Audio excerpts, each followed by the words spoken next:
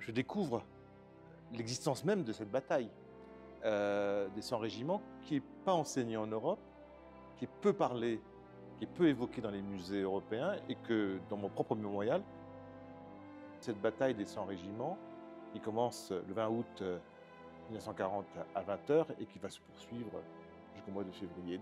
Les militaires, 100 régiments, ce qui n'est pas neutre, hein, c'est beaucoup 100 régiments, s'organisent avec les militaires, mais aussi les civils.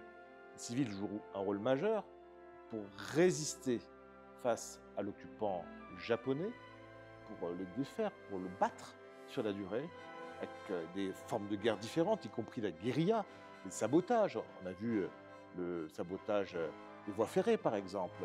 Donc tout cela participe à l'affaiblissement des troupes d'occupation japonaise, et ainsi, en créant une unité de commandement, parce que c'est une unité de commandement, la bataille des 100 jours, eh bien, c'est une victoire face à l'ennemi, une victoire à la fois militaire, mais aussi une victoire civile. En 1940, les choses sont très incertaines. La guerre est loin d'être gagnée en Europe. L'occupant nazi a occupé une grande partie de l'Europe.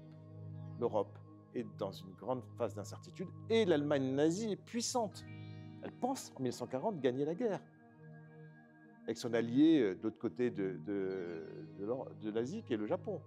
Mais l'Axe pense gagner la guerre. Donc 1940 est une année de grande incertitude. Clairement, la victoire, parce que c'est une victoire chinoise claire, est un élément qui a permis de dire oui, le Japon peut être battu. L'armée japonaise, une armée d'occupation, une armée extrêmement bien organisée, bien équipée surtout, avec l'aviation qui a joué un rôle dans cette bataille, montre que le faible peut battre le fort. Et en 40-41, lorsque partout dans le monde, on apprend que l'armée chinoise a défait l'armée japonaise, eh bien il y a un écho mondial de cette victoire. Oui, l'ennemi peut être défait.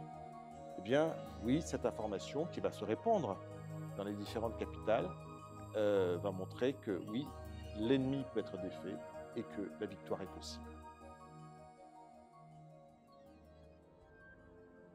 C'est une défaite de l'occupant japonais en Chine. Donc, c'est une victoire psychologique importante qui va permettre après d'autres victoires majeures. Et puis, ça va permettre à un peuple, le peuple chinois, l'armée chinoise, de dire, voilà, la victoire est possible. L'espérance est possible. On peut demain gagner cette guerre. C'est la capacité d'un peuple à s'identifier dans une bataille. C'est le courage, l'abnégation, les sacrifices. C'est ça qui compte.